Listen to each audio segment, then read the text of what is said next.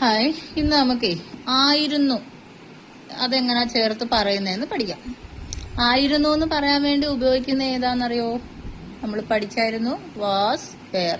WAS WERE were ആയിരുന്നു. ഇതില് was ഉപയോഗിക്കുന്നത് ഏകവചനത്തിന്റെ കൂടെ, വെയർ ഉപയോഗിക്കുന്നത് ബഹുവചനത്തിന്റെ കൂടെയും ആണ്. അപ്പൊ നമ്മൾ എങ്ങനെ പറയും? ആദ്യം സബ്ജക്റ്റ് ചേർക്കും, പിന്നെ ഈ ഹെൽപ്പിംഗ് വെർബ് ചേർക്കും. ഹെൽപ്പിംഗ് വെർബ് എന്താണെന്ന് നമ്മൾ വിശദമായിട്ട് പഠിച്ചു. അതിൽ പെട്ടതാണ് ഈ വാസും വേറും.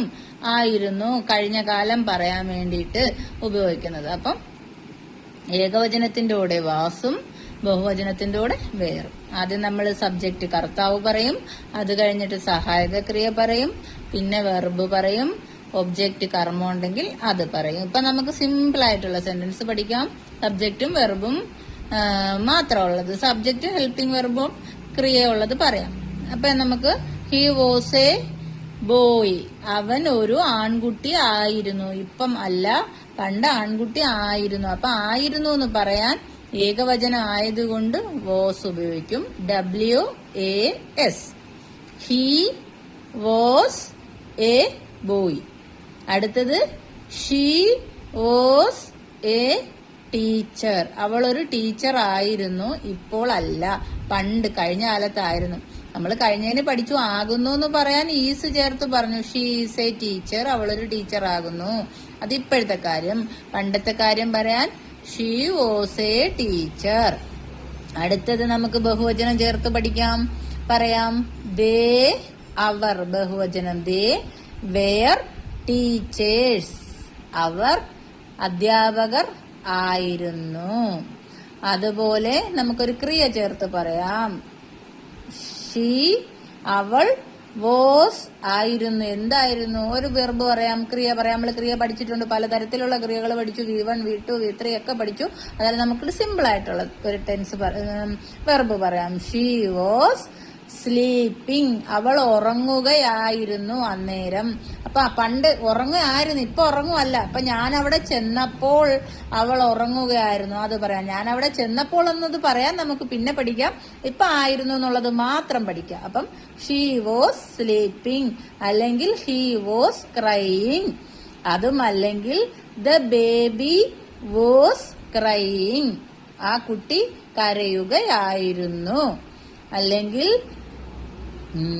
They were working. ഇവിടെ ഈ ആറൊക്കെ ഇത്ര കടുപ്പിച്ച് പറയത്തില്ല. നിങ്ങളെ പഠിപ്പിക്കാൻ തുടക്കക്കാരായതുകൊണ്ടാണ് ഈ കടുപ്പിച്ച് പറയുന്നില്ലേ. ദേ വെയർ ക്രൈയിങ് എന്നേ പറയത്തുള്ളൂ. ഇവിടെ വേറൊക്കെ കടുപ്പിച്ച് പറയുന്നത് തുടക്കക്കാർക്ക് വേണ്ടിയിട്ടാണ് പറയുന്നത്. അപ്പം ദേ വെയർ പറഞ്ഞു. ഷീ വാസ് എന്തെങ്കിലും ബീറ്റിംഗ്, അല്ലെങ്കിൽ അടിക്കുമായിരുന്നു, അല്ലെങ്കിൽ വെജിറ്റബിൾ കട്ട് ചെയ്യുമായിരുന്നു, കട്ടിങ്. അങ്ങനെ കട്ടിങ് വെജിറ്റബിൾ, അങ്ങനെ എന്ത് വേണമെങ്കിലും നമുക്ക് കുറേ വെർബ് നമ്മൾ പഠിച്ചു, എല്ലാം പഠിച്ചു. അത് ചേർത്ത് നമ്മളെ ഓർമ്മയിൽ നിന്ന് ചേർത്ത് പഠിക്കണം. ഇപ്പൊ ഐ സിംഗുലർ ആയതുകൊണ്ട് നമ്മൾ വാസാണ് ഉപയോഗിക്കുന്നത്. നമ്മള് ഐ ആം പറഞ്ഞു, ആകുന്നു എന്ന് പറയാൻ വേണ്ടി ആമയെ ഉപയോഗിക്കും. ഐയുടെ കൂടെ നമ്മള് പ്രസന്റ് ടെൻസ് പറയാൻ, ആകുന്നു എന്ന് പറയാൻ ആമയെ ഉപയോഗിക്കുമെന്ന് പറഞ്ഞു.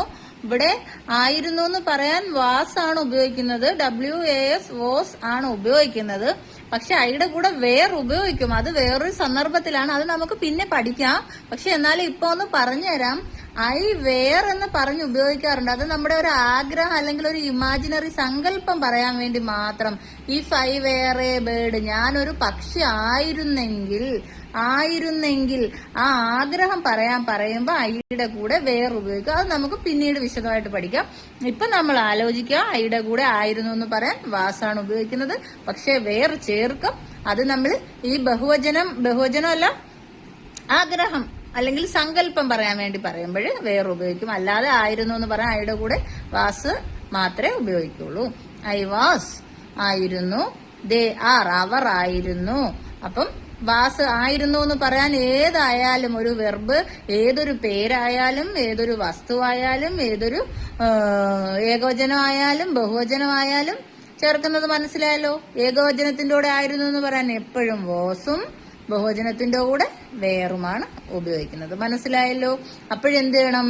നമ്മൾ കുറെ പഠിച്ചിട്ടുള്ള പ്രോനൗണുകളിലും അല്ലാതെ ഏതെങ്കിലുമൊക്കെ പേരുകളിലും ഒക്കെ നമ്മൾ പഠിച്ചിട്ടുള്ളതോ അല്ലെങ്കിൽ ഇനി പഠിക്കാനുള്ളതോ ആയ ക്രിയകൾ ചേർത്ത് ആയിരുന്നു എന്ന് പറയാൻ പരിശീലിക്കുക. അപ്പം അതും ഓക്കെ.